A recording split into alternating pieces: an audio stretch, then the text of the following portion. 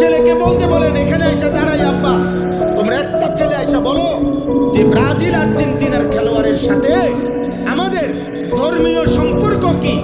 যদি ধর্মীয় কোনো সম্পর্ক না থাকে তো আমাদের রাষ্ট্রীয় সম্পর্ক কি? বাংলাদেশের অর্থনীতি, সামাজিক, বাংলাদেশের উন্নতি, প্রগতি, আধুনিকতার জন্য শুধু মাতৃভূমির মায়াও যদি থাকে, একটা নাফরমান বল বেটা এখানে দাঁড়ায়া আর্জেন্টিনার ব্রাজিলের খেলোয়াড়ের সাথে আমাদের বাংলাদেশের উন্নতির কি সম্পর্ক বল? ইসলাম তো আছে নাই, রাষ্ট্রের বলেন, এ দেশের উন্নয়নে কথা বলেন না, আমাদের সাথে ওদের কি কি লেনদেন বলেন আঙ্কেল, বলো না আব্বা।